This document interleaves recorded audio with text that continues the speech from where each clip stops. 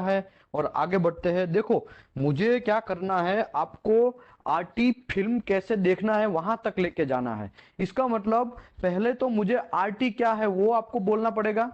तो वो हमने ऑलरेडी चैप्टर नंबर 1 में डिस्कस कर लिया। हेलो, आवाज आ रही है ना?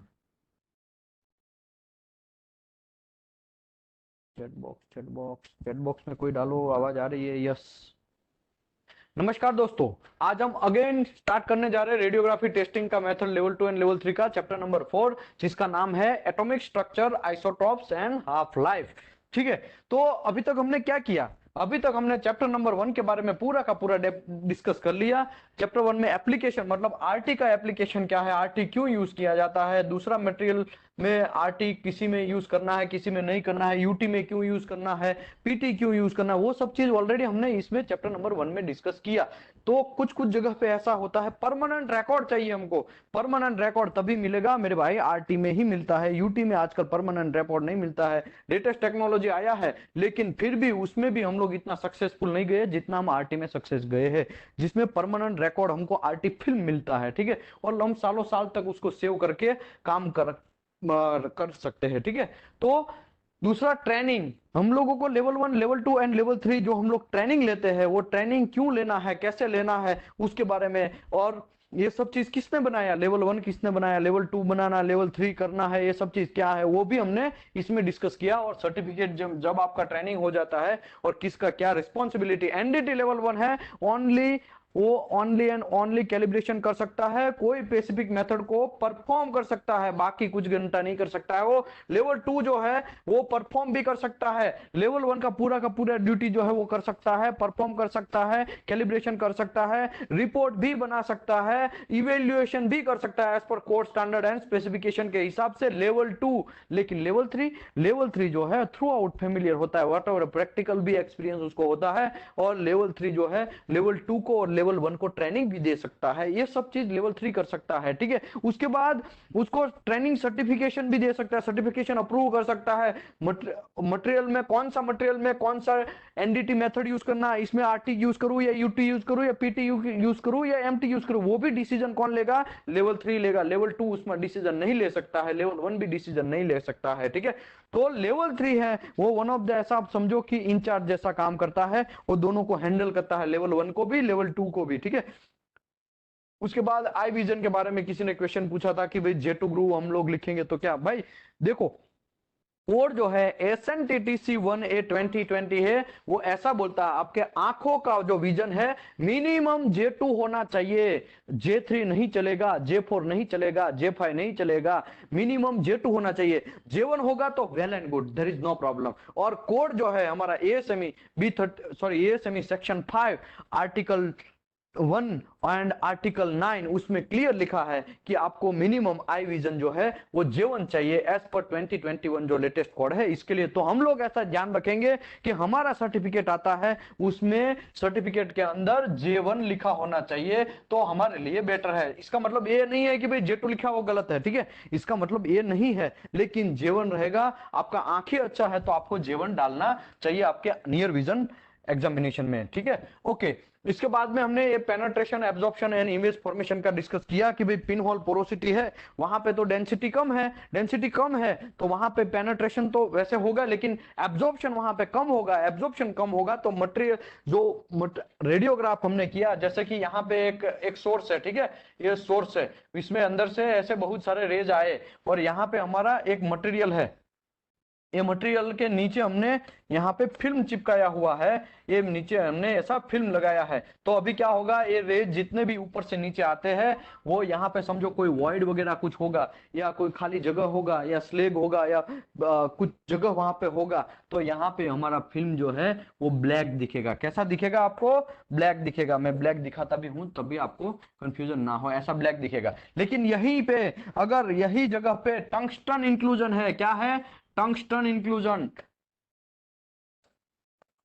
टंगस्टन इंक्लूजन टंगस्टन इंक्लूजन है तो वो यहाँ पे एकदम सा व्हाइट दिखेगा, एकदम व्हाइट दिखेगा, ठीक है। तो उसका रीजन क्या है, उसका डेंसिटी ज्यादा है, टंगस्टन का डेंसिटी ज्यादा है। डेंसिटी ज्यादा है तो क्या होगा, यहां से आएगा, आने के बाद यहाँ पे जैसे ही जाएगा तो ये एरिया में डेंसिटी ज्यादा है, डेंसिटी ज्यादा होने के चक्कर में वहां पे एब्जॉर्प्शन जो है एकदम ज्यादा होगा। एब्जॉर्प्शन ज्यादा होगा तो वहां पे धीरे धीरे फिर बाद में इसका एनर्जी कम हो जाएगा, आरटी फिल्म के ऊपर पड़ेगा। तो आरटी फिल्म के ऊपर जैसे ही पड़ता है वहां पे इफेक्ट कम करेगा, और समझो फिल्म जैसे ही एक्सपोज होता है तो एक्सपोज होने के बाद जैसे ही हम फिल्म को धोते हैं तो वहां पे व्हाइट कलर आएगा। लेकिन ये समझो ये पोरोसिटी है, ये पोरोसिटी, ये पोरोसिटी, तो इसका कलर कैसा रहेगा, ब्लैक रहेगा। फिल्म हमको दो ही तरह से मेजर करना है मेरे भाई, याद रखो। मेजर मतलब समझना है, ब्लैक एंड व्हाइट जो भी खेल चलने वाला है वो पूरा का पूरा फिल्म है उसके ऊपर चलने वाला है। और फिल्म का दो ही कलर होता है, या तो ब्लैक या तो व्हाइट। कोई ऐसा नहीं बोलेगा कि फिल्म मैंने रेड भी देखा है, भाई फिल्म नहीं है वो, आरटी फिल्म की हम बात कर रहे हैं। आरटी फिल्म जो है वो ओनली दो ही कलर में हमको डिफरेंशिएट करना है, ब्लैक एंड व्हाइट में। तो जो भी मटेरियल है उसका पेनिट्रेशन तो प्रॉपर होगा, कोई भी मटेरियल है पेनिट्रेशन तो होने देगा, लेकिन एब्जॉर्प्शन जो होगा वो डेंसिटी के हिसाब से होगा। अगर डेंसिटी ज्यादा है तो एब्जॉर्प्शन ज्यादा होगा, डेंसिटी कम है तो एब्जॉर्प्शन आपका कम होगा। डेंसिटी ज्यादा है तो आपका फिल्म जो है वो व्हाइट आएगा, डेंसिटी कम है तो फिल्म आपका ब्लैक आएगा, ठीक है। सिंपल ये फंडा आप समझो तो पूरा का पूरा आपका आइडिया क्लियर हो जाएगा, कोई मसला नहीं होने वाला है। आगे बढ़ते हैं, इमेज फॉर्मेशन। इसके बाद ये सब चीज हो गया, इसके बाद हमको ये जो फिल्म है उसको धोना है। फिल्म को धोना है तो फिल्म कैसे धोएंगे, सबसे पहले है डेवलपर बाथ। सबसे पहले फिल्म को धोना है तो इसमें डेवलपर होता है, डेवलपर बाथ के अंदर धोना है उसको। 5 to 8 मिनट के अंदर धोना है, 5 to 8 मिनट एजिटेट करना है। एजिटेट मतलब हिलाना, फिल्म को हिलाना पड़ेगा आपको प्रॉपरली। ओके, फिल्म हिलाने के बाद 5 से 8 मिनट आपने हिला लिया। इसके बाद दूसरा बात है स्टॉप बाथ।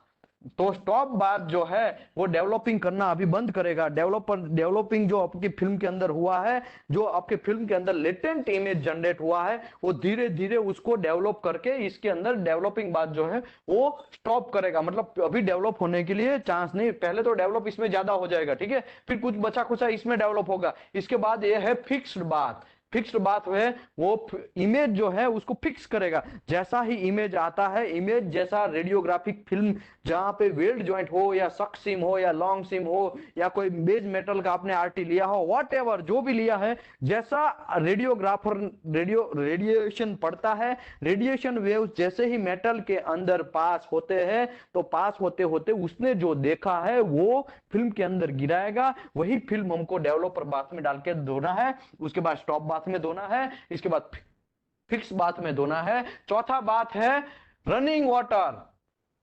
इसके बाद रनिंग वाटर आएगा, और रनिंग वाटर के अंदर, रनिंग वाटर मतलब पानी कंटिन्यूअस उसमें फ्लो होता रहेगा, दूसरा पानी आता रहेगा, पुराना पानी जाता रहेगा, ऐसा रनिंग वाटर। तो ऐसा हम हमारी लैंग्वेज में बोलूं तो यहाँ पे एक नल का रहेगा, ठीक है, नल में से पानी आता रहेगा अंदर, और यहाँ से किधर भी यहाँ पे सेटअप किया होगा वो नलके से पानी जाता रहेगा। तो ऐसा जो वाटर है उसमें फिर फिल्म को धोना है। उसके बाद लास्ट में आएगा ड्रायर।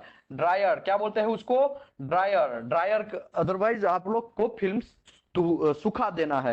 फिल्म सूख गया उसके बाद आपका फिल्म जो है किस में जाएगा, रेडियोग्राफिक फिल्म जो व्यूअर है वो उसके अंदर हमको व्यू करना है वो फिल्म को, तब जाके हमको सब चीज क्लियर मिलेगा। तो इतना सारा प्रोसेस है, इतना सारा प्रोसेस में बोलने के लिए तो आपको 1-2 मिनट में बोल देता हूं, लेकिन घंटप्पा ये सब चीज है ना, लिखने में आधा आधा घंटा लग जाता है। एक तो फिल्म लेना, फिल्म को चिपकाना, फिल्म को प्रॉपर तरीके से चिपका के उसमें IQI वगैरह सब चिपकाना, उसके बाद कौन सा ज्वाइंट में कितना लेंथ रखना है वो सब डिसाइड करना। UG is equal to FD upon capital D, ऐसा करके एक उसके हिसाब से आप डिसीजन लेंगे कितना हमको लेंथ रखना है, source to film, film to source, ये सब चीज कांड कर दिया। उसके बाद में आप फिल्म लेना है, इसको धो के जाना है, बहुत टाइम लग जाएगा। लेकिन आरटी जो है वो बहुत अच्छा चीज क्यों है, उसका परमानेंट इमेज है। आज के बाद भी या 20 साल के बाद भी वो देखो तो वो जॉइंट में यही प्रॉब्लम था, आप तुरंत बोल सकते हैं। लेकिन प्रॉब्लम ये है कि टाइम कंज्यूमिंग मेथड है, कॉस्टली मेथड है। तो ये सब चीज हमने मेरे भाई ये 2 नंबर चैप्टर में समझ लिया। उसके बाद हमने और एक चैप्टर डिस्कस किया जिसका नाम था सेंसिटिविटी एंड स्कैटर।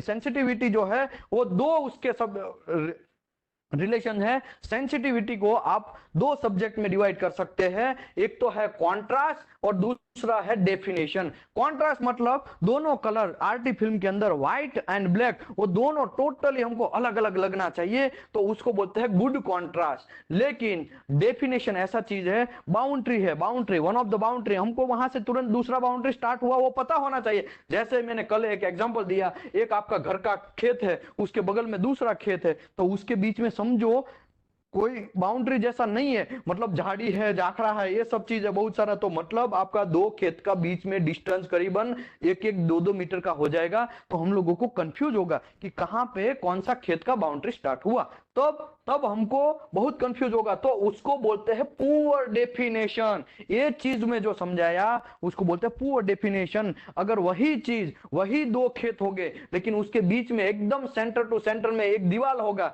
या तो फिर दोनों के बीच में तार फेंसिंग किया गया होगा और एकदम पता चलेगा यस यहां से इसी का खेत है, यहां से उसी का खेत, मतलब एक बाउंड्री प्रॉपर क्लियर समझ में आएगा, तो उसको बोलते हैं definition, proper definition, good definition. ठीक है, तो ये सब चीज सेंसिटिविटी उसके ऊपर डिपेंड है। और स्कैटर, स्कैटर तो मेरे भाई तीन टाइप के स्कैटर है। एक तो इंटरनल स्कैटर, मटेरियल के अंदर स्कैटरिंग होगा, उसको बोलते हैं इंटरनल स्कैटर। मटेरियल के बाहर कोई वॉल है उसको टकरा के फिर आर्टी फिल्म के अंदर आएगा, तो उसको बोलते हैं,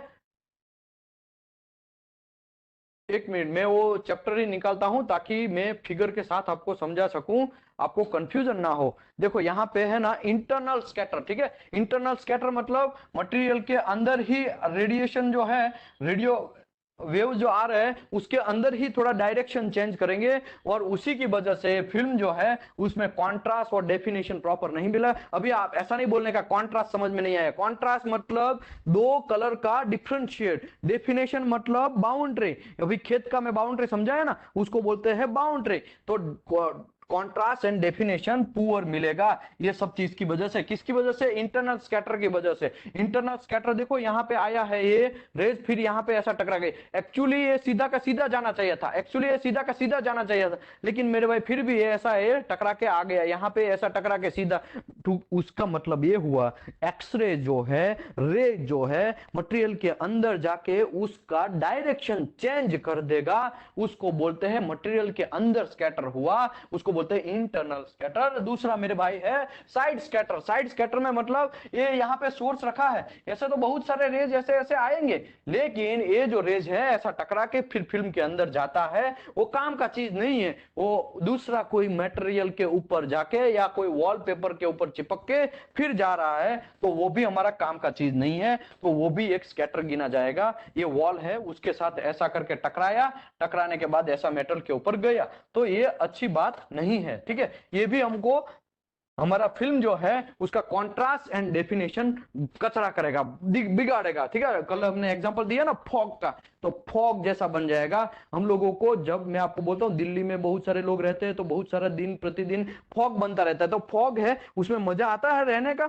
श्वास लेने का भी मजा नहीं आता है, उसमें आंख में कुछ दिखता भी नहीं है प्रॉपर। तो सिंपल बात है, ऐसा आंख जो फिल्म है वो ऐसा दिखने वाला नहीं, कचरा वाला, मतलब मजा नहीं आएगा फिल्म में, क्लियर डिफरेंशिएट हम लोग नहीं कर पाएंगे, तो उसी की वजह से ये स्कैटर काम का नहीं है, साइड स्कैटर भी। तीसरा है बैक स्कैटर। यहाँ पे बैक स्कैटर भी दिखाया, ये यहाँ पे आया फिल्म को भी क्रॉस करके फिर साला रिटर्न गया, तो रिटर्न गया इसका मतलब वो भी हमको नहीं चाहिए। एक बार फिल्म से निकल गया तो खलास, वही फिल्म सीधा हमको दो डालना है, उसको दो डाल देख लेना है, ऐसा होना चाहिए। लेकिन यहाँ पे तो क्या होता है, ये यहाँ पे आया फिर यहाँ से रिटर्न गया, तो ये एक बार तो फिल्म के ऊपर पड़ा ही, उसके बाद यहाँ से टकरा के दूसरी बार फिल्म के ऊपर पड़ा, मतलब फिल्म के अंदर दो इमेज जनरेट करेगा। एक तो मेटल के अंदर से यहाँ पे पास हुआ वो एक इमेज, और दूसरा है यहाँ पे वॉल का जहां पे टकरा के वो रिटर्न गया वो इमेज। तो उसी की वजह से भी एक फॉग जैसा महसूस होगा हमको आरटी फिल्म के अंदर, और हमको देखने में मजा नहीं आएगा, और सेंसिटिविटी उसका पावर। स्ट्रक्चर ऑफ, देखो atomic structure and isotope half life. ठीक है, तो धीरे धीरे हम लोग आगे बढ़ते हैं। All atoms are compared of the three basic particles, physics 12 science physics याद आया, इसमें ये सब चीज आता था कि भाई कोई भी एटम है वो तीन बेसिक पार्टिकल्स से बना हुआ होता है। पहला है प्रोटॉन, दूसरा है न्यूट्रॉन, तीसरा है इलेक्ट्रॉन। ठीक है, तो एक ये हमारा एक सिंपल सा एक न्यूक्लियस में दिखा रहा हूं यहाँ पे। सबसे बीच में ये जो है ना न्यूक्लियस होता है। ठीक है, ये है, इसमें प्रोटॉन और न्यूट्रॉन ऐसे दो टाइप के रहते हैं, और बाहर मेरे भाई घूमता रहता है ये इलेक्ट्रॉन। तो ऐसा जनरली होता है। ठीक है, अभी प्रोटॉन की बात करते हैं। Proton has a positive charge, मतलब प्रोटॉन जो है वो पॉजिटिव चार्ज का होता है, एंड रिलेटिवली हैवी, बहुत भारी है, भारी भरकम है भाई। ये जो है मतलब इतना भी भारी नहीं कि आप उठा ना सको। ठीक है, ऐसा कुछ नहीं है, लेकिन कहने का मतलब हम लोग अभी सूक्ष्म दृष्टि से देखना है, माइक्रो से माइक्रो चीज हम चाह रहे हैं। हमको ये समझना है कि कोई भी एटम है उसका स्ट्रक्चर समझना। हमको एक प्लेट का स्ट्रक्चर जो है उसके अंदर बहुत बड़े छोटे छोटे एटम्स होंगे, वो एटम्स के अंदर क्या है वो चीज हमको समझना है। वो चीज समझेंगे तो ही हम कह पाएंगे कि कैसे रेडिएशन जनरेट होता है। कैसे ये मर्क्यूरी मैडम जो थे हमारे पोलैंड की, mercury not mercury sorry Curie, madam Curie जो थी वो पोलैंड की थी। ठीक है, उसने पोलैंड की वो जैसे लेता है ना नेशनलिटी ले लिया था, तो पोलैंड की जो ये उसने थी, उसने कैसे ये शोध किया और कैसे आगे बढ़ा, फिर उसने हमको कैसे हमने उसको इंप्लीमेंट करके आरटी फिल्म लेके फिर हम लोग देखने लगे वो सब चीज के बारे में, कैसे उसने इन्वेस्टिगेशन किया उसके बारे में। ठीक है, okay. Proton has a positive charge and relatively heavy, बहुत भारी है। Neutron about the same size, size दोनों का सेम है प्रोटॉन एंड न्यूट्रॉन का, लेकिन न्यूट्रॉन जो है उसका कोई इलेक्ट्रिक चार्ज नहीं है, wait, and proton but has a no electric charge. Neutron में कोई भी चार्ज नहीं है, इलेक्ट्रिक चार्ज कुछ भी नहीं है, लेकिन प्रोटॉन है उसका पॉजिटिव चार्ज है। तीसरा है इलेक्ट्रॉन, वेरी लाइट पार्टिकल, एकदम हल्का है, एंड प्रोटॉन से भी एकदम हल्का है। ठीक है, प्रोटॉन का भी इतना पार्ट में होगा उसका वेट, तब जाके वो इलेक्ट्रॉन है। ठीक है, it has a negative charge, इसका नेगेटिव चार्ज, यहाँ पे देखो मैंने नेगेटिव चार्ज लिखा है, यहाँ प्रोटॉन का मैंने पॉजिटिव चार्ज बनाया है। सिंपल मैं आपको एक मेरे पास है तो दिखाता हूँ। देखो ऐसा न्यूक्लियस होता है। ठीक है, ये कोबाल्ट 60 का मैंने यहाँ पे दिखाया गया है, बीच में कोबाल्ट है, मतलब बीच में प्रोटॉन होंगे बहुत सारे, यहाँ पे बीच में इसी के अंदर न्यूट्रॉन होंगे। ये जो बाहर ये जो ब्लैक ब्लैक कलर का है ना वो सब इलेक्ट्रॉन है। ठीक है, ये सब इलेक्ट्रॉन है, और इलेक्ट्रॉन के नेगेटिव चार्ज होते हैं, याद रखो। सभी में चीज लिख नहीं सकता हूं, खाली इतना ही दिखा दिया है, कहने का मेरा मतलब मैं समझा रहा हूं और कुछ नहीं है। ठीक है, ओके।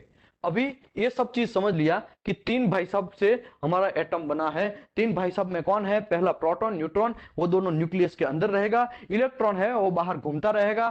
ठीक है, आगे बढ़ते हैं। जेड, एटॉमिक नंबर उसको बोलते हैं। जेड को हम अभी टेम्पररी जेड ऐसा समझो। Atomic number, the number of proton only in nucleus, nucleus के अंदर जो चीज है उसको हम ओनली क्या लिखा है? ओनली इन न्यूक्लियस, न्यूक्लियस के अंदर जो रहेगा उसी को, और न्यूक्लियस के अंदर प्रोटॉन ही रहता है। ठीक है, न्यूट्रॉन भी रहता है, लेकिन जितना प्रोटॉन है, न्यूट्रॉन है ना, वो क्या होता है प्लस और माइनस होता रहता है। ठीक है, उसी की वजह से ये जो जेड है वो प्रोटॉन का कितना संख्या में, कितने नंबर में प्रोटॉन है उसको बोलते हैं जेड, तो उसको बोलते हैं एटॉमिक नंबर। तो हम लोग जनरली एटॉमिक नंबर से ही सब चीज को पहचानते हैं। ठीक है, hydrogen, helium, lithium, beryllium, boron, carbon, nitrogen, ये सब चीज है ना, आगे ये सब चीज आएगा। ये सब जो है periodic table of the element, तो हाइड्रोजन है हमारा बहुत सारा भागता रहता है, हाइड्रोजन क्रैक वगैरह ज्यादा देता है, इलेक्ट्रोड में हमारा पसीना छुटा देता है। और हीलियम है वो हम जनरली इनर्ट गैस के हिसाब से यूज करते हैं, और आर्गन है उसका भी हम यूज करते हैं इनर्ट गैस के हिसाब से। ये सब चीज, हीलियम किसी के साथ कोलैबोरेशन क्यों नहीं करता है, आर्गन किसी के साथ कोलैबोरेशन क्यों नहीं करता है, वो आगे मैं थोड़ा समझाता हूं, लेकिन पहले बात करते हैं एटॉमिक नंबर की। सबका अपना अपना एक एटॉमिक नंबर है, और वो जो नंबर एटॉमिक नंबर है वो न्यूक्लियस के अंदर कितना प्रोटॉन है उसके हिसाब से डिसाइड होता है। ठीक है, this determine the types of element. देखो ये जेड जो है एटॉमिक नंबर है, वही डिसाइड करता है कौन सा भाई साहब का नाम क्या है। ठीक है, कोबाल्ट है तो उसका नंबरिंग सिस्टम क्या है, उसका एटॉमिक नंबर क्या है। हाइड्रोजन का 1 नंबर है, इसके लिए उसको हाइड्रोजन बोला जाता है। हीलियम है उसका 2 नंबर है, 2 प्रोटॉन उसके सेंटर में रहता है, इसके लिए उसको 2 बोला जाता है। ठीक है, लिथियम है वो एकदम उसकी न्यूक्लियस है उसमें 3 प्रोटॉन रहेगा, और बेरिलियम है उसमें 4 प्रोटॉन रहेगा न्यूक्लियस के अंदर, बोरॉन में 5, कार्बन में 6, 7, 8, 9 ऐसा करके रहता है, और उसी के हिसाब से सबका नामकरण होता है। तो देखो ये सब चीज समझने के लिए हम लोगों को साइंस में, फिजिक्स में जाना पड़ेगा, और ये अभी टेम्पररी आप एक्सेप्ट कर लो कि ऐसा भी कुछ होता है, ठीक है, क्योंकि ये एक्सेप्ट करेंगे, साइंस यहां तक पहुंच गया है और हम लोग पकड़े हैं हाथ लेके, ठीक है, ऐसा नहीं, हमको ये सब चीज समझना पड़ेगा। एटॉमिक्स नंबर जो है प्रोटॉन के हिसाब से होता है। Okay, mass number, mass number क्या है, तो प्रोटॉन प्लस न्यूट्रॉन, न्यूट्रॉन, ठीक है, प्रोटॉन प्लस न्यूट्रॉन, वो दोनों का मिक्सअप है, दोनों का समेशन है। समझो एक सेंटर है, इसमें 10 प्रोटॉन है और 12 न्यूट्रॉन है, तो 10 plus 12, 10 plus 12 is equal to 22। तो ये जो 22 हुआ वो क्या हुआ, उसका मास नंबर हुआ, और ये 10 जो है प्रोटॉन था और ये न्यूट्रॉन 12 था, तो ये 10 जो है उसका जेड नंबर हुआ। समझे बात, ऐसा है। समझो एक न्यूक्लियस है, ये न्यूक्लियस के एकदम सेंटर में प्रोटॉन है और न्यूट्रॉन है, बाहर इलेक्ट्रॉन है, प्रोटॉन का पॉजिटिव चार्ज है, तो इसी की मैं बात करता हूं। प्रोटॉन समझो 8 है और न्यूट्रॉन समझो 12 है, तो अगर मैं जेड को बोलूं तो एटॉमिक नंबर मतलब पी, प्रोटॉन का जो नंबर है उसको एटॉमिक नंबर बोलते हैं, तो 8 नंबर पी है, तो उसको एटॉमिक नंबर 8 है उसका, और उसका मास नंबर जो बात करें तो मास नंबर होगा 8 प्लस 12 इज इक्वल टू 20। तो मास नंबर कितना हुआ, 20। मतलब क्या है, मेरा कहने का मतलब ये है मेरे भाई, नया कोई रॉकेट नहीं है। तो number of proton and neutron in the nucleus, nucleus के अंदर जितने प्रोटॉन रहेंगे, जितना न्यूट्रॉन रहेगा, दोनों का समेशन है। This identify the different atoms of the same element. ऐसा भी हो सकता है कि हाइड्रोजन है, उसका 2 हाइड्रोजन है, लेकिन दोनों का मास नंबर अलग अलग हो सकता है, लेकिन उसका एटॉमिक नंबर सेम रहेगा। देखो न्यूट्रॉन का प्रॉब्लम क्या है, न्यूट्रॉन जो है वो न्यूक्लियस के अंदर टिकता भी है, नहीं भी टिकता है, कभी कभी ज्यादा भी बन जाता है, कभी कभी कम भी बन जाता है, लेकिन प्रोटॉन है वो फिक्स रहता है। याद रखो, प्रोटॉन है, समझो हाइड्रोजन है, तो हाइड्रोजन का यहाँ पे एक ही रहेगा। हाइड्रोजन है, उसको मैं यहाँ पे ऐसा ड्रॉ करूं तो एकदम सेंटर में एक ही प्रोटॉन रहेगा। शायद यहाँ पे 2 न्यूट्रॉन रह सकता है, 3 न्यूट्रॉन हो सकता है, 5 न्यूट्रॉन हो सकता है, लेकिन हमारा क्या है, प्रोटॉन जो है वो एक ही रहने वाला है। उसी की वजह से उसको पहला नंबर दिया गया है। ओके, ये बात है एटॉमिक नंबर की, ये एटॉमिक नंबर हो गया, ठीक है। अभी मास नंबर जो है वो न्यूट्रॉन प्लस प्रोटॉन का होता है, दोनों का समेशन होता है। आगे बढ़ते हैं अभी, खाली भले ये तो आप समझ ही लिए होंगे, ज्यादा मुझे इसमें डेप्थ में पढ़ना नहीं है। बाकी फिजिक्स के अंदर आधा फिजिक्स जो है ये दोनों भाई साहब को समझाने में लग जाता है। आधा फिजिक्स, 12 साइंस का आधा फिजिक्स इसी के ऊपर है, ऐसा समझो आप, ठीक है। तो ये सब समझने के लिए हमको 1 साल लग जाता है, लेकिन यहाँ पे 10 मिनट में मैं आपको यही बोल सकता हूं कि एटॉमिक नंबर, मास नंबर क्या है, ठीक है। आगे बढ़ते हैं, रेडियो एक्टिव मटेरियल। ओके, ये सब चीज समझ लिया। Element with the common Z number, क्या है, जेड नंबर कॉमन रहेगा, and different A number are called isotopes of the element. देखो ये तो सबको पता है कि मैं अभी समझाया कि element with common Z number, Z मतलब atomic number, atomic number same मिल सकता है आपको। सिंपल मैं आपको एक ऑक्सीजन का ही एग्जांपल देता हूं या कोबाल्ट का एग्जांपल देता हूं, चलो नहीं ऑक्सीजन का ही देते हैं। कहां गया ऑक्सीजन, ये 8 का, ठीक है। ऑक्सीजन का 8 प्रोटॉन है, क्योंकि 8 इसी की वजह से यहां पे मैं ऑक्सीजन ड्रॉ करता हूं। इसके बीच में 8 प्रोटॉन है, ठीक है, और 10 न्यूट्रॉन है, ठीक है।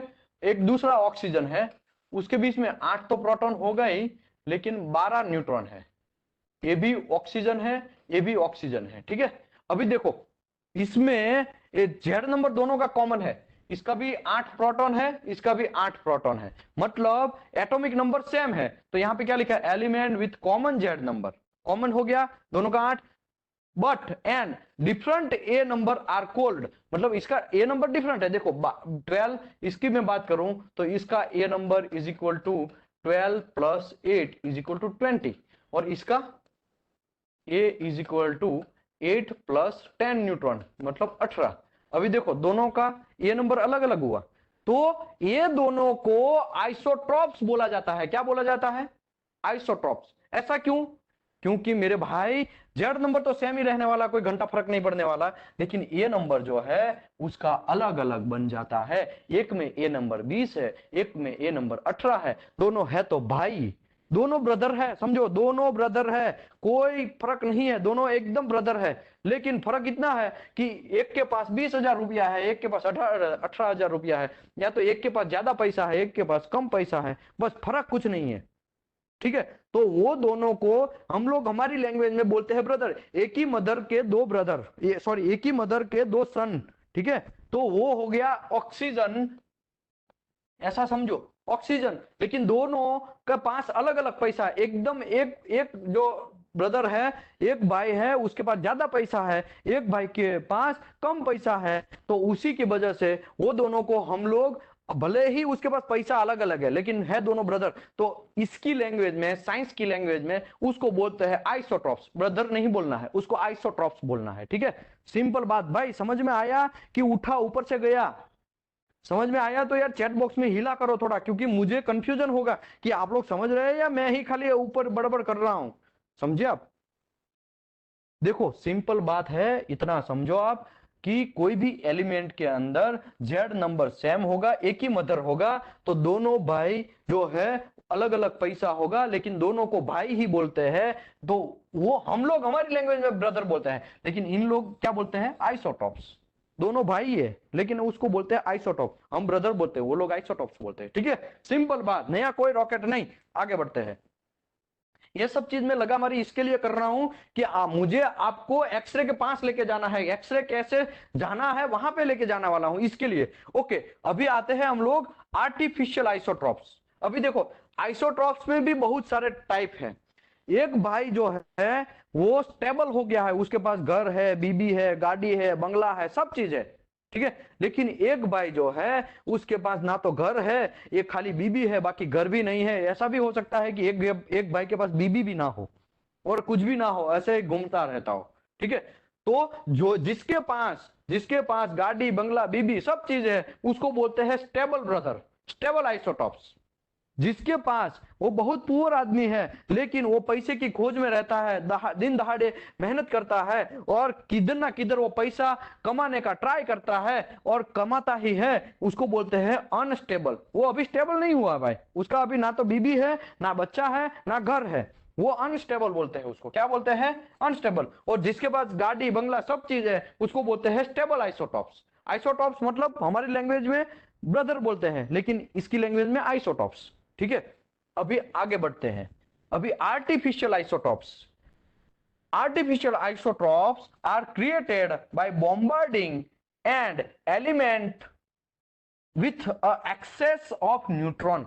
अभी क्या करना है आर्टिफिशियल आइसोटॉप्स में? क्या करना है हमको? बाहर से कोई भी एक ब्रदर है, उसको बाहर से हमको पैसा देना है।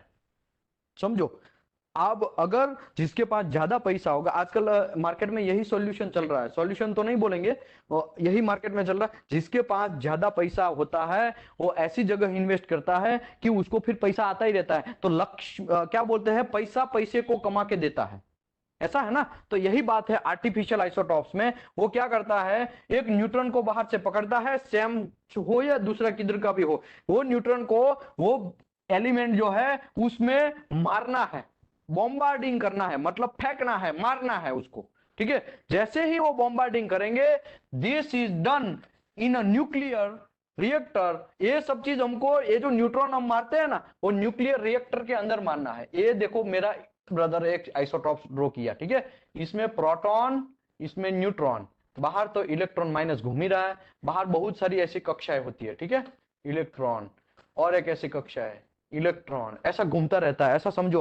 अभी आर्टिफिशियल आइसोटॉप्स की बात करते हैं। Are created bombarding the element with excess of neutron. अभी यहाँ पे हम लोगों को बॉम्बार्डिंग करना है इसके अंदर, एकदम सेंटर में। किससे? न्यूट्रॉन से। न्यूट्रॉन से हमको उसको मारना है। न्यूट्रॉन से अगर मारेंगे, this is done in the nuclear reactor where the atomic fusion process gives the large number of free neutron. अभी क्या होगा, न्यूट्रॉन का तो पहले तो कोई चार्ज नहीं है, ठीक है। अभी क्या होगा, एक न्यूट्रॉन इसमें मारेंगे ना, तो क्या होगा, एक न्यूट्रॉन गया। अभी मैं आपको साइकिल समझाता हूं।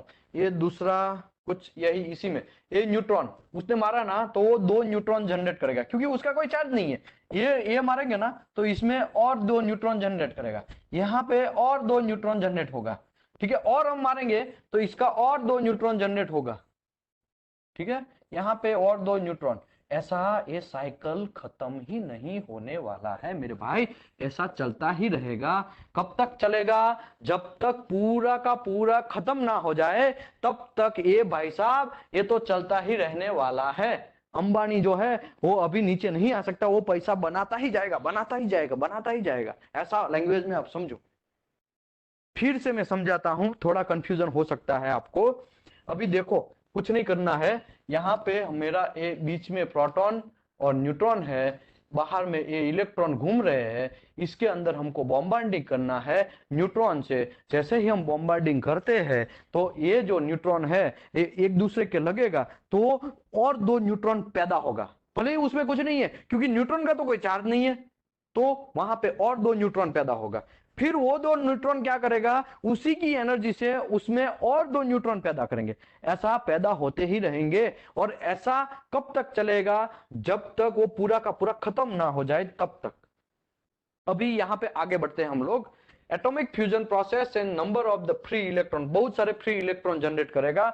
After the being exposed in the nuclear reactor the basic element absorb some of the free neutron. कुछ कुछ कुछ आइसोट्रॉप्स, कुछ भाई साहब ऐसे होंगे उसको पैसा देंगे फिर वो रिटर्न नहीं देगा।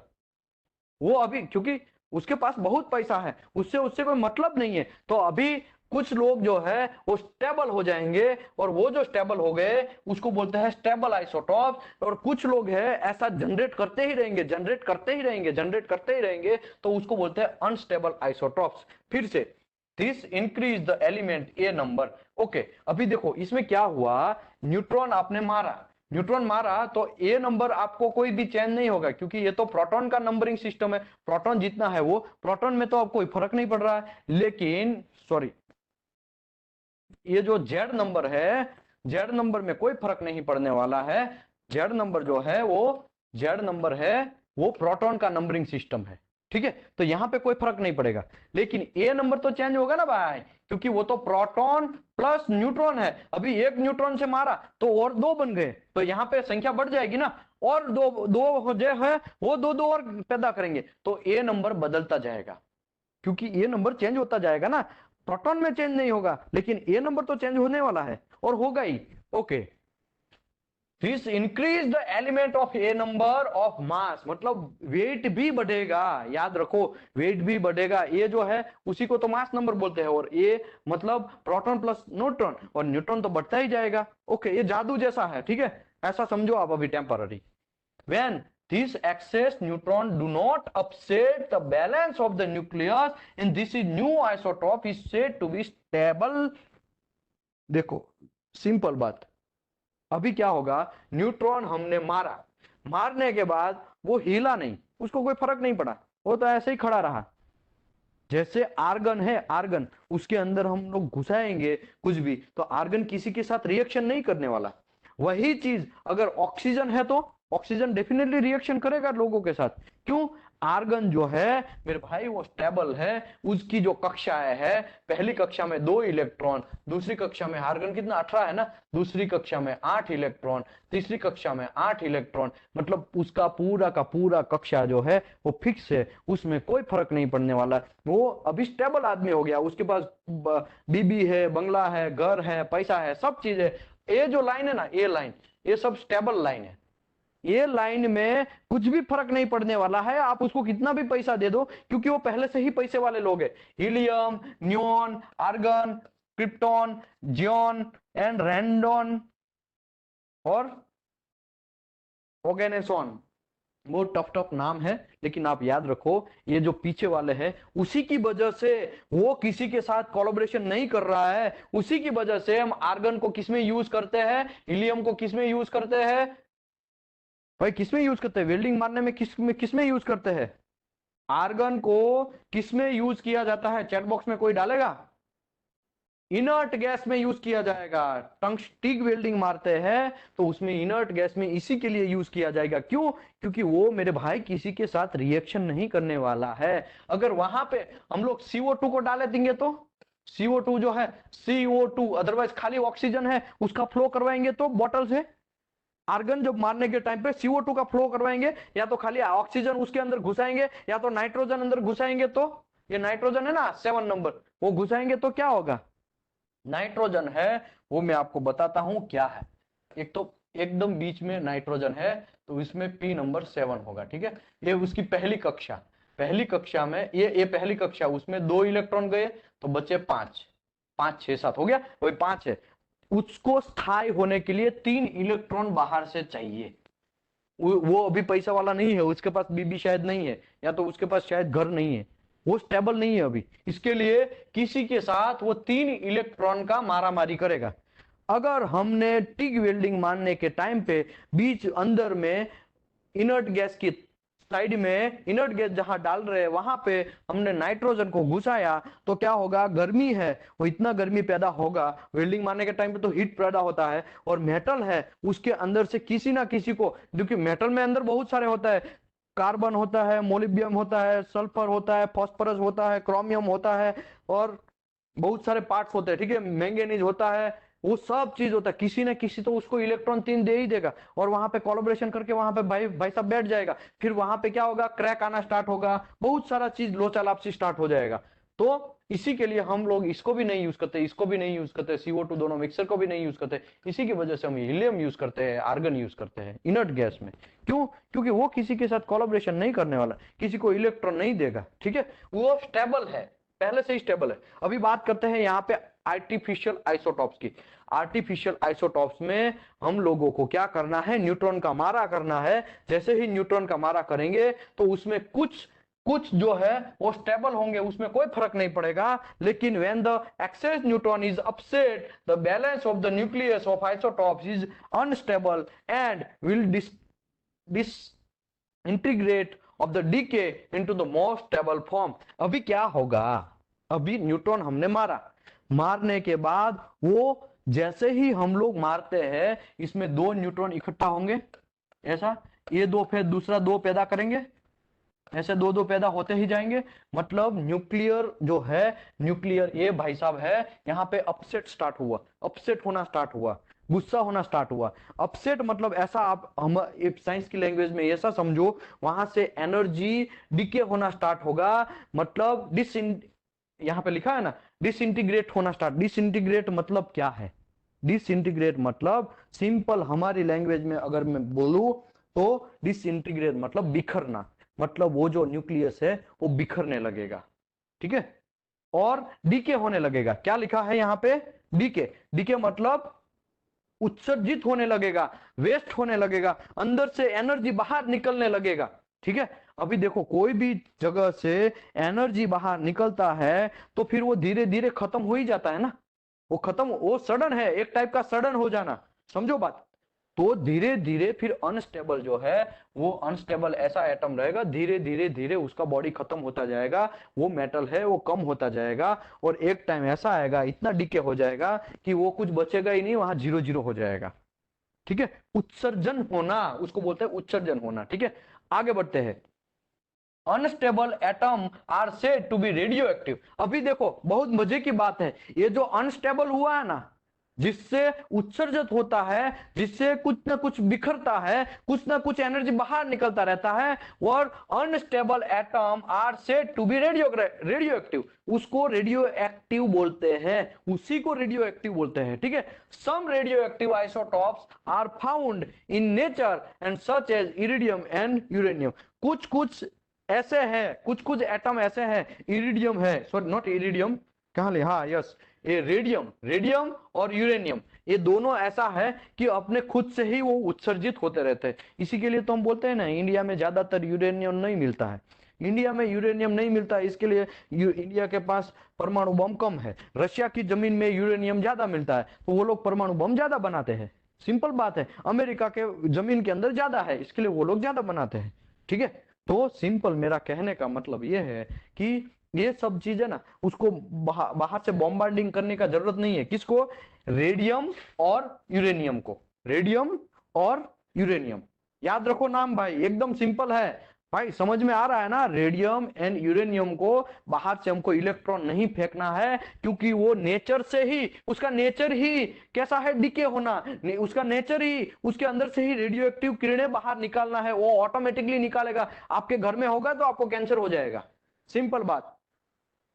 अभी दूसरी बात, हम लोग कभी कभी ऐसा बोलते हैं ना, जमीन के अंदर निकल, साला दिखता तो नहीं है हमको, तो घंटा दिखेगा वो तो हमको, मैंने पहले दूसरे चैप्टर में समझाया कि हम लोग उसको सेंस नहीं कर सकते रेडिएशन को, हम लोग उसको देख नहीं सकते हैं, हम उसको सुन नहीं सकते हैं, हम उसको स्पर्श नहीं कर सकते हैं, हम लोग उसको स्मेल नहीं कर सकते हैं, उसको हम कुछ कर नहीं सकते, ठीक है? इसी की वजह से तो क्या क्या होता है, कभी कभी खाने में भी रेडिएशन हो जाता है, खाने में भी रेडियो एक्टिव चला जाता है। अरे क्यों नहीं, कुछ लोग बोलेंगे उठा क्या बना रहे हो, खाने में कभी जाता है? यस डेफिनेटली, खाने में भी कभी कभी चला जाता है। लोगों को ऐसा लगे, देखो ये यूरेनियम और रेडियम कहाँ मिलता है? जमीन में से।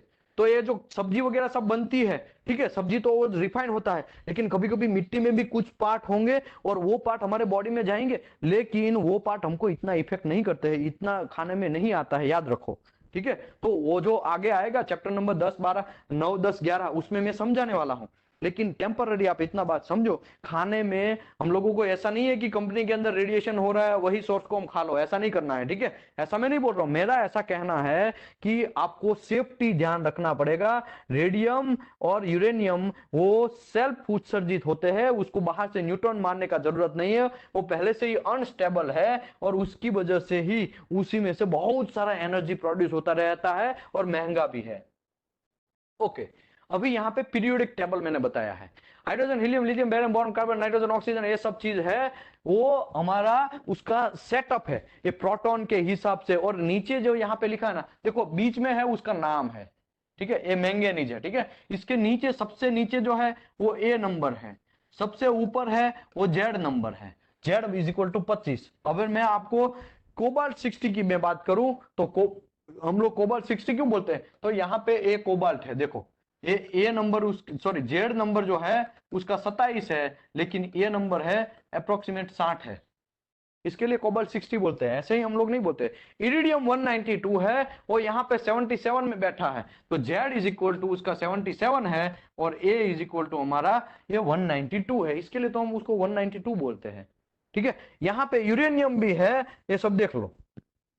तो सिंपल बात ऐसा है कि रेडियो एक्टिव तत्व जो है वो हम लोगों को उसी का काम है और उसी को यूज करके हमको रेडियोग्राफी लेना है, ठीक है? इसी के लिए ये बात हम लोग समझ रहे हैं भाई, समझ में आ रहा है ना? अभी मैं स्पीड पकड़ रहा हूं भाई आगे।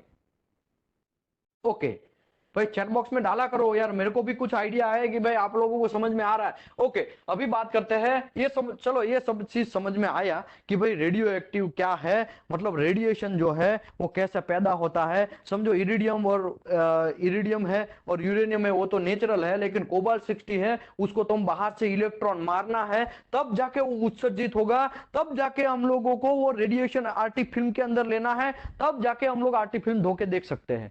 लेकिन ये कोबाल्ट को हमको पहले तो हिलाना होगा, ठीक है? हिलाना मतलब अनस्टेबल करना होगा, बाहर से हमको न्यूट्रॉन फेंकना होगा, ठीक है? वो सब चीज कौन देता है?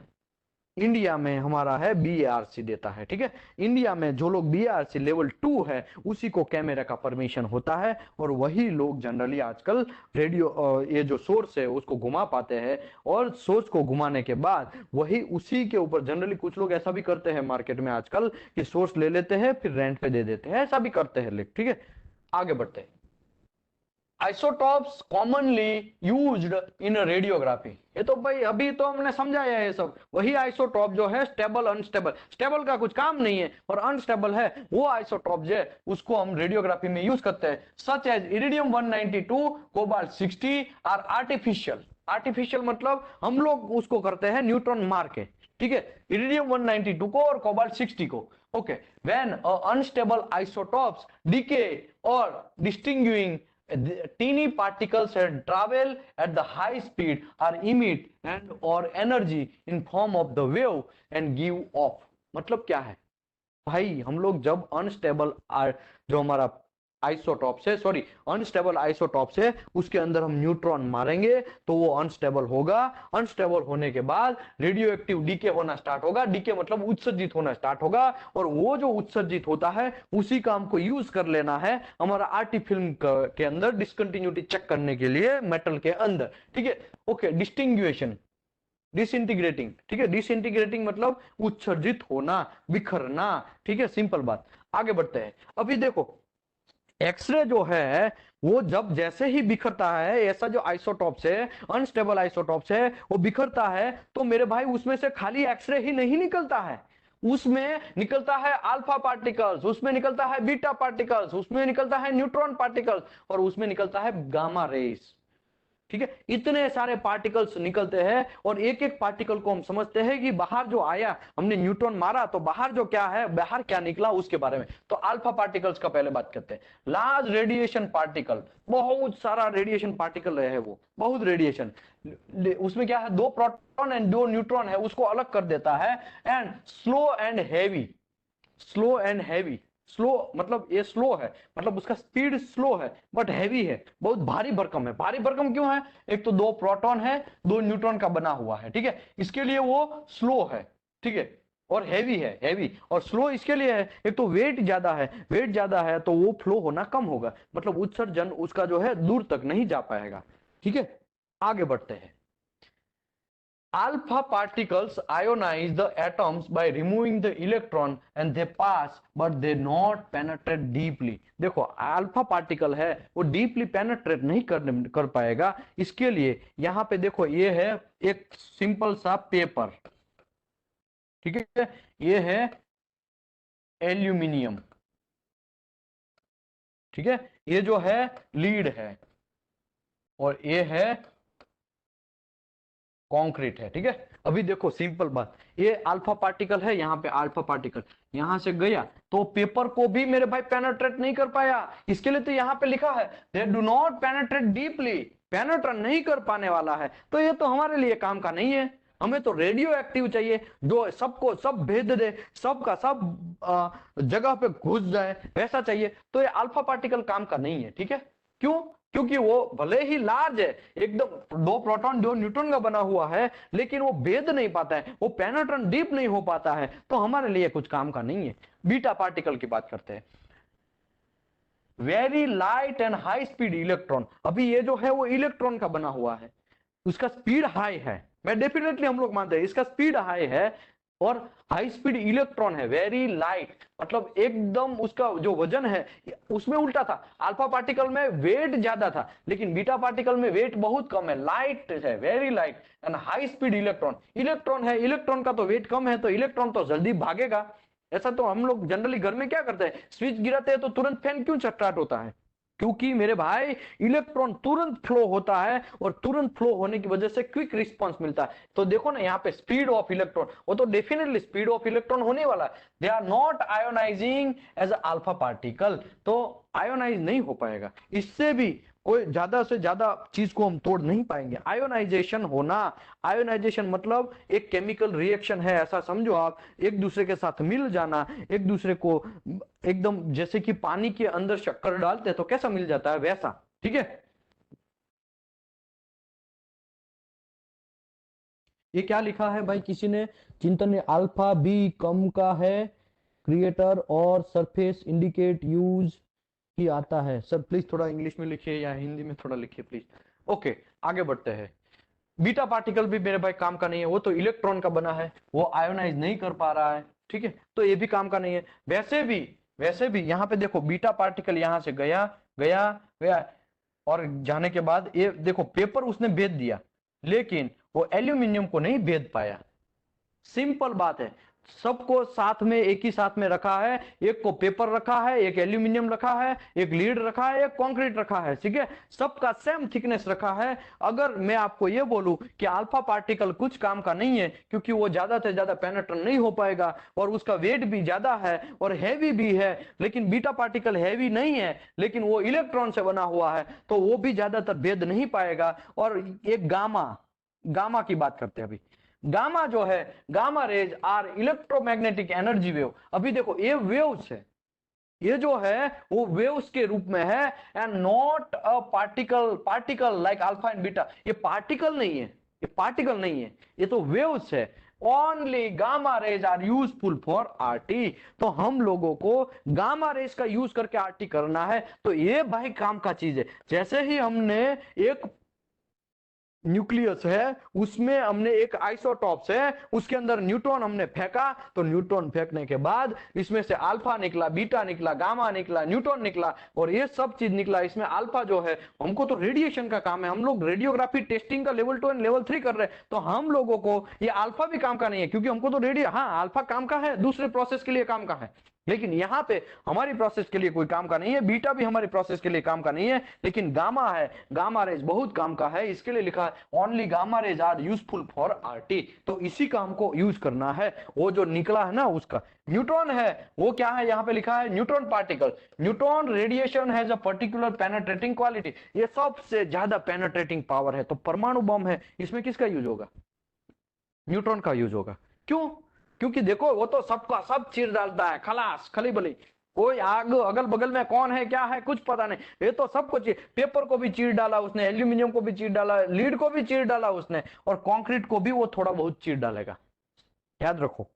इसके लिए ओके आगे बढ़ते हैं। हमारे लिए तो एक काम का नहीं है ये भी, क्योंकि हमें तो रेडिएशन चाहिए। Okay, neutron radiation have a particular penetrating quality, it is penetrate many heavy element with easily and absorb the readily by many lighter element। और दूसरा अगल बगल का लाइटर एलिमेंट है उसको भी एब्जॉर्ब करता जाएगा, और पर्टिकुलरली हाइड्रोजन को भी वो घुसा देगा। और this quality just reverse of X ray and gamma rays. Gamma rays और एक्सरे से इसका एकदम उलट क्वालिटी है उसका। तो इसको अभी मत समझो, बाकी आगे आएगा तो मैं डेप्थ में समझाएगा। बाकी हमारा काम है एक गामा रेस को आगे पीछे करना, गामा रेस को हमको प्रॉपर तरीके से हैंडल करना। ठीक है, आगे बढ़ते हैं। Measurement of radio activity. तो मेरे भाई क्यूरी है, मैडम जो क्यूरी है उसी से नाम से हम लोग इसको मेजर करते हैं, क्योंकि क्यूरी जो है उतना संशोधन किया, उसको नोबेल फिजिक्स में सबसे पहला आई थिंक नोबेल पुरस्कार मिला, और उसने ये रेडिएशन का शोध किया, और उसी की वजह से आजकल हम लोग इतना टेक्नोलॉजी में आगे बढ़ पाए। वो पोलैंड की थी, ठीक है, एक्चुअली बेसिकली वो इंग्लैंड की थी, लेकिन उसने पोलैंड का वहां से उसने नेशनलिटी लिया, और वहां पे अभी भी उसका घर है। ठीक है, आप देख जाने के लिए अगर पोलैंड जाएंगे तो आपको वहां पे उसका घर भी अभी वैसा का वैसा अभी रखा हुआ दिखेगा। आगे बढ़ते हैं खलीज। Measurement of radio activity, measurement कैसे करेंगे। ठीक है, the basic unit of radio active material is curie and becquerel. Becquerel भी है उसका, बैकवेरल भी एक साइंटिस्ट ही है, उसी ने भी बहुत सारा इसमें योगदान दिया, इसके लिए उसके नाम से भी जाने देते हैं, उसके नाम से भी कर लेते हैं। ठीक है, आगे बढ़ते हैं। व्हेन 37 बिलियन मतलब 37 into 10 raised to 9 of its atom distinguishing in 1 second is called 1 curie। अभी समझो ये 37 into 10 raised to 9 इतना सारा एटम का डिसइंटीग्रेट होगा 1 सेकंड के अंदर, तब तो इतना बड़ा लिखने में कितना कांड हो जाएगा। तो इसी को हम लोग 1 क्यूरी बोल देते हैं ना, 1 क्यूरी। देखो इसी की वजह से ये छोटा उसको बना देते हैं, इतना सारा बोलने में भी हमको, लिखने में भी बहुत दिक्कत, बोलने में भी दिक्कत, तो इसी को हम लोग बोलते हैं 37 billion 37 into 10⁹ of its atom disintegrate मतलब उत्सर्जित होना, 1 सेकंड के अंदर इतना सारा उत्सर्जित हो जाता है, तो हम लोग उसको बोलेंगे 1 क्यूरी, 1 CU। ठीक है, अगर हम लोग उससे भी छोटे में जाए तो हम लोग यहां पे ऐसा लिख सकते हैं 1 becquerel is equal to 0.27 into 10⁻⁻10 curie, इतना डेप्थ में। तो अभी एक एग्जांपल लेते हैं, चलो example. What is the activity of radioactive source has a 148 billion disintegration per second. तो 148 बिलियन जो है, तो इससे 1 क्यूरी बनता है। ये 37 into 10⁹ से मतलब ये अदरवाइज ऐसा समझो 37 billion is equal to 1 curie, तो हम लोगों को 148 से कितना क्यूरी, तो आपको आंसर मिलेगा 4। ठीक है, तो ऐसा आप अभी कैलकुलेशन आपके हिसाब से कर लेने का। आगे बढ़ते हैं। स्पेसिफिक एक्टिविटी, क्योंकि ये सब चीज है ना बाकी रह जाएगा, हम लोग कैलकुलेशन में नहीं पढ़ रहे हैं, ठीक है भाई, समझ में आ रहा है ना। ये छोटी बात नहीं है, ये क्यूरी है, उसी के ऊपर से हम लोग बोलते हैं ना ऑफिस के अंदर कि आप कितने का कैमरा लेके आए, तो हम लोग ऐसा नहीं बोलते हैं, हम लोग जनरली है 37 बिलियन का कैमरा लेके आए हैं, 37 इंटू 5 जो है उतना कैमरा लेके आए, ऐसा नहीं बोलते हैं। हम लोग क्या बोलते हैं, 10 क्यूरी का कैमरा लेके आए, 5 क्यूरी का, 30 क्यूरी का, 50 क्यूरी का, 80 क्यूरी का। तो ये क्यूरी मेरे भाई है क्या, तो वो जो है एटम्स के अंदर से उत्सर्जित जो होता है 1 सेकंड के अंदर, उसी को बोलते हैं क्यूरी। 37 बिलियन से भी ज्यादा अगर होता है तो उसके हिसाब से क्यूरी डिसाइड होता है। मतलब उत्सर्जन समझो कितना होता है, एक न्यूट्रॉन मारने से पूरा सबकी बैंड बजा देता है, पूरा कंपनी का काम भी बंद करवा सकता है। पता है ना, लोग बोलते हैं ना आज तो मैं 80 क्यूरी का कैमरा लेके आया, 80 क्यूरी मतलब भाई बहुत है, बहुत है। आपको तो बहुत डिस्टेंस मेंटेन करना पड़ेगा, और ऐसा है तो कभी कभी कुछ लोग है ना सेफ्टी में थोड़ा वायोलेशन करते हैं। अरे यार क्या है, तुम ग्राइंडिंग मारते रहो ना, कुछ घंटा भी यहाँ पे आता नहीं है, लेकिन एक्चुअली देखा जाए तो वहां पे बहुत सारा आता रहेगा। ओके, यहाँ पे गलती है, हाँ 27 ही आएगा, ये 27 है, गलती नहीं है, एकदम 27 आएगा, ठीक है। आगे बढ़ते हैं। अभी हम लोग आज डिस्कस अगेन करेंगे स्पेसिफिक एक्टिविटी का। Specific activity of any radio active source is activity in curie per gram. Specific activity, अभी मेरे को ये बोलो, ये हमको समझ में आया कि भाई जो क्यूरी है वो 37 बिलियन जितना वो प्रोड्यूस होगा 1 सेकंड के अंदर, तब उसको हम लोग 1 क्यूरी बोलेंगे, उतना उत्सर्जित होता है। तब हम लोगों को स्पेसिफिक एक्टिविटी को डिफाइन करना बहुत जरूरी है। Specific activity of any radio active source is the activity is curie per gram. अगर हम पर ग्राम कितना उत्सर्जित हो जाता है वो फाइंड कर ले तो मजा आ जाएगा ना। तो इसी की वजह से if the 4 gram of cobalt 60 has activity 100 curie, अगर 100 क्यूरी 4 ग्राम के अंदर है तो 1 ग्राम कितना उत्सर्जित करता है, 100 डिवाइड बाय 4, तो उसका मतलब है 25 क्यूरी। वो 1 ग्राम से 25 क्यूरी जितना उत्सर्जन करता है मेरे भाई, 25 क्यूरी जितना, ठीक है। आगे बढ़ते हैं, यहाँ पे एक एग्जांपल दिया है, what is the specific activity of the following, 3 gram of the isotope is activity 2000 curie, तो 2000 डिवाइड बाय 3 करो तो आपको मिलेगा 6.66666 ऐसा मिलेगा। आप कैलकुलेटर करना है तो कर लो। तो इतना Curie per gram specific activity हुआ। तो देखो भाई, पहले तो कितना उत्सर्जन होता है, न्यूट्रॉन मारा, न्यूट्रॉन मारने के बाद बहुत सारा उत्सर्जन हुआ, 37 इंटू 10⁹ जितना उत्सर्जन हुआ, तो उसको हमको 1 क्यूरी बोलना है। और ऐसे उत्सर्जन जो है वो हम पर ग्राम में मेजर कर ले तो उसको बोलते हैं क्यूरी पर ग्राम। तो 1 ग्राम अगर आपके पास मटेरियल है, 1 ग्राम है आपके पास कोबाल्ट 60, तो वो कितना उत्सर्जन करता है वो आपको पता चल जाएगा। तो इसी के हिसाब से कैलकुलेट होता है। यहाँ पे लिखा है 3 ग्राम ऑफ आइसोट्रॉप, आपके पास 3 ग्राम का वेट वाला है, तो विद एक्टिविटी उसका 2000 क्यूरी है। अगर वो 2000 क्यूरी का है तो पर ग्राम आपको कितना क्यूरी मिलेगा, वो 2000 डिवाइड बाय 3 करेंगे तो आपको मिल जाएगा। ओके, अभी खली भली हमें उसमें पढ़ना नहीं है ज्यादातर, हम लोग आगे बढ़ते हैं हाफ लाइफ के ऊपर, ठीक है। हाफ लाइफ, थोड़ा मैं पानी पी लेता हूं भाई।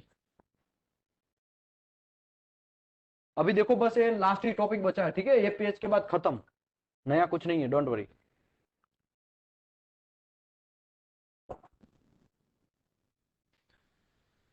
मैं आशा करता हूं आपको भाई यहाँ पे मजा आ रहा होगा, बाकी हम लोग सब चीज कर सकते हैं। ओके, हम लोग मैं इसका करेक्शन करेगा। एक becquerel represent the rate of radio active decay equal to 1 disintegrate per second 37 billion into 10⁻⁻10। Okay, no problem, yes I will correct. Okay, आगे बढ़ते हैं। Half life, the half life of the isotopes is the time taken 1.5 of the atom to the decay or disintegrate। Okay, half life मतलब है क्या, तो मेरे भाई आपके पास समझो 10 क्यूरी का सोर्स है, मतलब 1 ग्राम में 10 क्यूरी जनरेट हो रहा है, ठीक है, आप समझो। लेकिन वो आपके पास समझो 1 ग्राम है, वो कहां तक टिकेगा, वो तो उत्सर्जित होता रहता है, उत्सर्जित डीके होता रहता है। डीके होना या तो डिसइंटीग्रेट होना, मतलब कि वो कम होता रहता है, वो उत्सर्जित होता रहता है, उसका मतलब उसका वेट कम होता जाएगा। तो ऐसा कौन से टाइम में वो आधा हो जाएगा, तो उसको बोलते हैं हाफ लाइफ। तो वो हम लोगों को फाइंड करना है। अगर समझो आपके पास है कोबाल्ट 61 किलो है, समझो 1 kg है, सिंपल बात, 1 kg आपके पास है, तो वो 5.3 ईयर के बाद ऑटोमेटिकली ही वो 500 ग्राम बन जाएगा, 500 ग्राम हो जाएगा, या 0.5 kg बन जाएगा, आधा हो जाएगा। क्यों? वो आप भले ही उसको यूज करेंगे या नहीं करेंगे, खाली बोली आप छोड़ दो, लेकिन फिर भी वो ऐसे ही पड़ा है, तो वो ऑटोमेटिकली आधा होने वाला है, वो उत्सर्जित होता ही रहता है, वो कोई भी उसको रोक नहीं सकता है। हम लोग ऐसा सोचेंगे हम कैसे भी करके उसको स्ट्रॉन्ग चीज से बांध देते हैं, उसको जकड़ लेते हैं, ऐसा कुछ नहीं होगा, आप जकड़ो या ना जकड़ो, वो आधा होने ही वाला है, तो उसको बोलते हैं हाफ लाइफ। तो ऐसा सभी का हाफ लाइफ होता है, जैसे कि रेडियम 226, मतलब आ रहे उसको हम लोग 226 बोलते हैं, उसका हाफ लाइफ है 1620। समझो आपके पास 1 kg है, तो 1620 साल के बाद वो ऑटोमेटिकली आधा केजी हो जाएगा। आप यूज करेंगे या नहीं करेंगे उससे कोई फर्क नहीं पड़ता है। ओके, सीजियम 137 वो 30 साल के बाद वो हाफ हो जाएगा, आप भले ही यूज करो या ना करो। कोबाल्ट 60 है, भले ही आपके पास अभी कोई कितना भी कोबाल्ट 60 हो, लेकिन उसका हाफ लाइफ 5.3 ईयर है, इसका मतलब 5.3 ईयर के बाद वो आधा हो ही जाएगा। आज आप मेरे पास 10 क्यूरी का एक सोर्स लेके आए, लेकिन आपने 5 साल और 3 मंथ तक चलाया वो सोर्स को, तो ऑटोमेटिकली वो 10 क्यूरी का कितना बन जाएगा? 5 क्यूरी बन जाएगा। ठीक है, समझे बात? भाई बात एकदम सिंपल है, पानी की तरफ साफ है। भाई समझ में आ रहा है? प्लीज चैट बॉक्स में डालिए भाई। ओके, अभी मैं आपको दूसरा एग्जांपल देता हूं। आपके पास आपके पास 1 क्यूरी है, 1 क्यूरी है, ठीक है, 1 क्यूरी, आपके पास 1 क्यूरी है, तो वो डीके होता जाएगा, डीके होता जाएगा, डीके होता जाएगा, मतलब उत्सर्जित होता जाएगा, उत्सर्जित 1 क्यूरी का। आप अगर कोबाल्ट 60 है, तो 5.3 ईयर के बाद वो आधा क्यूरी हो जाएगा। ठीक है, ओके, किसी ने लिखा वू डिसाइड फुल लाइफ। तो मेरे भाई फुल लाइफ ऐसा कुछ होता नहीं है, हाफ लाइफ होता है। फुल लाइफ तो हम ये यहाँ पे ये फिक्स ही है, ये टेक्निकली प्रूव हुआ है, और ये टेक्निकली कैसे प्रूव होता है आगे उस इक्वेशन सब चीज आ रहा है, तो उसमें हम लोग देख सकते हैं, मैं आपको समझाएगा। ओके, आगे बढ़ते हैं। Half life of the isotope is the time is taken the half of the atom. Atom आधा हो जाएगा, कैसे? डीके होने से या डिसइंटीग्रेट होने से? डिसइंटीग्रेट अभी आपको समझना नहीं है तो छोड़ दो, लेकिन डीके खाली समझो। तो क्या लिखा है? Half life of the isotopes is the time is taken half of the atom. Atom half होने में जितना भी टाइम लगता है उसको बोलते हैं हाफ लाइफ। सम आइसोटॉप्स डीके रैपिडली। कुछ कुछ आइसोटॉप्स ऐसे होते हैं वो जल्दी से उत्सर्जित होते हैं, बहुत फास्ट उत्सर्जित होते हैं। देखो ये इरिडियम 192 है, उसका हाफ लाइफ कितना है? 75 डेज में आधा हो जाएगा वो। समझे बात? इसके लिए सम आइसोटॉप्स डीके मतलब उत्सर्जित होते हैं रैपिडली, इसका शॉर्ट हाफ लाइफ होता है, एकदम शॉर्ट, देखो 75 डेज का ही है।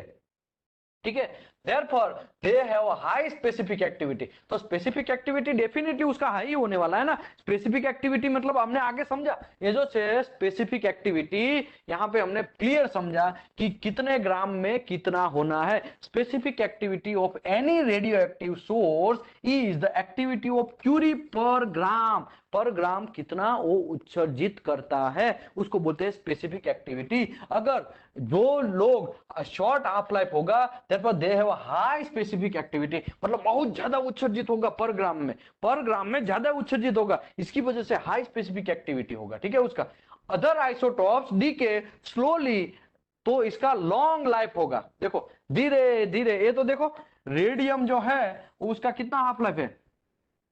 1620 ईयर है। आप लगे रहो मुन्ना भाई जैसा, लगे ही रहो, कोई प्रॉब्लम नहीं। आपके पास है तो आप पैसे वाले गिने जाएंगे, क्योंकि आपका पीढ़ी दर पीढ़ी इसी में से चलता रहेगा। समझे बात? ओके, आगे बढ़ते हैं। And have a low specific activity. देखो other isotopes decay slowly slowly slowly वो उत्सर्जित होता रहता है, तो उसी के वजह से उसका लो स्पेसिफिक एक्टिविटी है। Every isotopes has its oven particular half life ranging from the microsecond two year. किसी ने लिखा ना हाफ लाइफ कौन डिसाइड करता है ऐसा, तो यहां पे क्या लिखा है, every isotopes has its oven particular half life. सभी का अपना अपना हाफ लाइफ है मेरे भाई। ये तो साइंटिफिकली ऑटोमेटिकली कुदरती ऐसा है, और ये नेचर ही ऐसा उसका है कि हमारा नेचर है ना, हमारा नेचर क्या है कि एवरी साल बाय साल हम लोग बड़े होते जाते एज में, और कुछ साल के बाद हम लोग भी एक्सपायर हो जाते हैं। समझे बात। तो हम लोगों का हाफ लाइफ, अगर इंडियन रेंज की मैं बात करूं तो इंडिया का एवरेज जो है 68 ईयर का है, ठीक है। अप्रोक्स में मैं बोलूं कि बहुत सारे लोगों को अगर आप इंडिया का पीपल है उसका एवरेज करेंगे तो सब लोग 68 ईयर जीते हैं, पता है 68 ईयर। तो उसका हाफ लाइफ कितना हुआ, हाफ लाइफ उसका आधा है, वो उसका हाफ लाइफ हुआ, ठीक है, उसमें वो आधा हो जाएगा। ओके, अभी जापानीज का है वो 100 या 98 ईयर है, या तो 98 ईयर है, वो इतने साल जीते हैं, ठीक है। वो ये उसका फुल लाइफ है इतना। कोई भी आदमी एवरेजली 98 ईयर जीता है तो उसका फुल लाइफ है। और हाफ लाइफ इसका मतलब इसका 100 का आधा करो तो 50 ईयर, तो 50 ईयर उसका हाफ लाइफ है। 50 ईयर हो गया तो उसका आधा जिंदगी खत्म हो गया। समझे बात। लाइफ के साथ कंपेयर करो तो हाफ लाइफ आपको समझ में आ जाएगा। हम लोग समझो 100 साल जीने वाले हैं, तो हम लोग अगर हमारा हाफ लाइफ हम 50 साल जी लेंगे तो इसका मतलब ये होता है कि हमारा हाफ लाइफ है वो 50 साल, हमने आधा जिंदगी जी लिया, हमने आधा काम कर लिया, हमने आधा लाइफ कंप्लीटली सेटिस्फाई हो गया, ठीक है। तो हमारा हाफ लाइफ 50। देखो भाई कोई जानता नहीं है कौन कब एक्सपायर होगा, ठीक है, लेकिन आपको एग्जांपल देने के लिए ये समझा रहा हूं। बाकी इंडियन का एवरेज लिविंग एज जो है 68 ईयर है, तो 68 डिवाइड बाय आप 2 करेंगे तो इंडियन पीपल का हमको हाफ लाइफ मिलेगा। कोई लिख सकता है कितना हो सकता है ये चैट बॉक्स में। इंडियन पीपल का हाफ लाइफ अगर मैं ऐसा बोलूं कि फुल लाइफ उसका 68 ईयर एवरेज है, तो 34 ईयर जो है किसी ने लिखा है 34 ईयर उसका हाफ लाइफ हुआ। जो भी बंदा 34 ईयर जी लिया उसको बोलते हैं हम लोगों ने आधा जिंदगी जी लिया।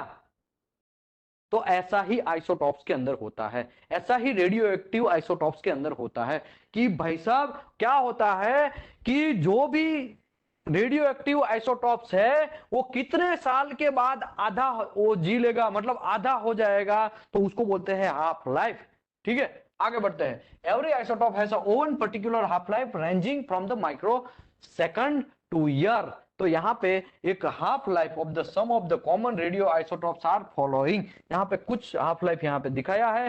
रेडियम का है हाफ लाइफ 1620 है, सीजियम का है हमारा 30 ईयर है, और कोबाल्ट 60 का है वो 5.3 ईयर है, और थुलियम का हाफ लाइफ 130 ईयर है, और इरिडियम का लाइफ है 75 ईयर। टेक्निकली साइंटिफिकली प्रूव हुआ है।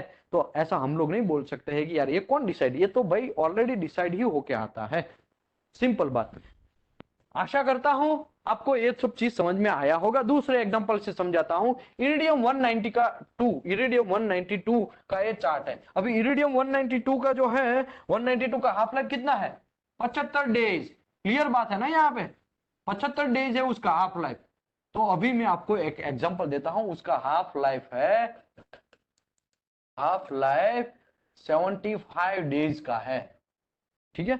तो यहाँ पे एक क्यूरी है, एक क्यूरी है, ठीक है। यहाँ पे डेज है। अभी मेरे पास 50 क्यूरी आज है, समझो आज मेरे पास 50 क्यूरी है, आज मेरे पास 50 क्यूरी इरिडियम 192 है। अभी 75 डेज, तो ये डेज का लाइन है, ठीक है। तो यहाँ पे 75 डेज पड़ेगा,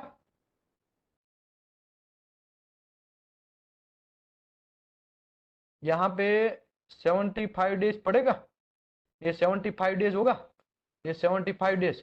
तो उस टाइम पे हाफ लाइफ कितना हो गया उसका 25 साल। देखो 50 साल था पहले, पहले 50 साल था उसका, लेकिन 75 दिन के बाद वो ऑटोमेटिकली 50-25 हो गया। अभी देखो 75 और कम करो, क्योंकि यहाँ पे अभी क्या है, अभी मेरे पास कितना क्यूरी है 25 क्यूरी। पहले 50 क्यूरी था, 75 दिन के बाद हमने चेक किया तो 25 क्यूरी हो गया, और 75 देर उसमें कम करो, और 75 डेज इसमें कम करेंगे तो 75 बिन तो 150, तो यहाँ पे होगा, यहाँ पे। तो अगर यहाँ पे हम लोग मेजर करेंगे तो यहाँ पे अप्रोक्सीमेटली 25 डिवाइड बाई 2, मतलब 12 दूने 24 और 25 12.5, तो यहाँ पे शायद आपको 12.5 मिल जाएगा। समझे बात? तो अभी कितना क्यूरी बचा मेरे पास, और 75, मतलब 150 दिन के बाद मेरे पास बचा 12.5 क्यूरी। वो है ही पहले से बड़ा, ठीक है, 12.5 क्यूरी। अगर मैं और 75 डेज इसमें ऐड करूं तो 150 प्लस 75 कितना हुआ, 225। तो यहां पे हुआ शायद, एक मिनट, यहां पे, तो यहां पे क्यूरी कितना हो जाएगा, अप्रोक्सीमेटली 12.5 डिवाइड बाई 2 हो जाएगा, 6.25। तो यहां पे बनेगा 6.25। ऐसा चलता ही रहेगा भाई, बात समझो, सिंपल है, नया कोई इसमें रॉकेट नहीं है। 75 डेज आप ऐड करते जाओ और उसके हिसाब से आपके पास पहले 50 क्यूरी था, उसके बाद 25 क्यूरी हो गया, इसके बाद 12.5 क्यूरी हो गया, इसके बाद यहाँ पे आपके पास 6.25 क्यूरी हो गया। इसका ऐसा क्यों होने लगा, ऐसा क्यों होने लगा? जैसे ही डेज बढ़ते जाते हैं तो उसका 175 डेज जो था, सॉरी खाली 75 डेज है, वो उसका हाफ लाइफ है, उसी की वजह से ऐसा हुआ है। किसका? इरिडियम 192 का। तो इसी को बोलते हैं हाफ लाइफ। अभी यहाँ पे मैं सेशन को क्लोज करता हूं। ये उसका डीके चार्ट दिया गया है इरिडियम 192 का। समझो यहाँ पे डेज दिया गया है, यहाँ पे डीके फैक्टर दिया गया है, यहाँ पे क्यूरी दिया गया है। पहले ही दिन आपके पास 50 क्यूरी था, तो धीरे धीरे कम होता गया, कम होता गया, तो कितना क्यूरी फिर बचता है, वो सब चीज यहाँ से लेके फिर यहाँ से लेके यहाँ से ऐसा करके एक चार्ट बनाया गया है। नया कोई रॉकेट साइंस नहीं है, फंडा समझो, बात क्लियर। ये चार्ट भी आपको देखने का जरूरत नहीं है। ओके, ये है कोबाल्ट 60 का, वो था इरिडियम 192 का, ये है कोबाल्ट 60 का चार्ट, ठीक है। ओके, अभी यहाँ पे एक सूत्र लिखाया गया है, आई टी, मतलब टी जो है radio active in curie after given duration is equal to I zero divide by 2 into upper में days divide by half life, ऐसा सूत्र है। तो आप इसके हिसाब से कैलकुलेट करेंगे तो वो ही वही सेम होगा, नया कोई रॉकेट नहीं है। यहाँ पे मैं चैप्टर को क्लोज करता हूँ। Thank you very much. ये वीडियो का जिसको भी रिकॉर्डिंग चाहिए तो ये दीपेश पटेल को आप ले लीजिए, ये उसका व्हाट्सएप नंबर है, गूगल पे है, फोन पे है, सब चीज इसी में है। आप लोग 499 में आपको, अभी तक मैंने बहुत सारे सेशन किए हैं, सबका सब सेशन आपको यहां से मिल जाएगा, रिकॉर्डिंग मिल जाएगा, ये मेरा मुंडी भी दिखेगा उसमें, मैं कैसे बात कर रहा हूं वो भी उसमें दिखेगा, और यहाँ पे प्रैक्टिकली मैं प्लेट जो दिखा रहा हूं वो भी आपको वहां पे दिखेगा। आपको अगर रिकॉर्डिंग चाहिए तो लाइफ टाइम मेंबरशिप है, एक ही बार पेमेंट है। लाइफ में मैंने वैसे बहुत सारे 200 सेशन तक कर चुका हूं, तो 200 का 200 सेशन का रिकॉर्डिंग मिलता रहेगा, आपको मिल ही गया, अभी जीमेल ड्राइव में आपको मिल जाएगा। और आने वाले समय में जितना भी मैं रिकॉर्डिंग करेगा वो सब का सब आपको फ्री ऑफ कॉस्ट वहां पे जीमेल ड्राइव के अंदर ऑटोमेटिकली अपडेट होता रहेगा। तो आपको अगर लाइफ टाइम मेंबरशिप लेना है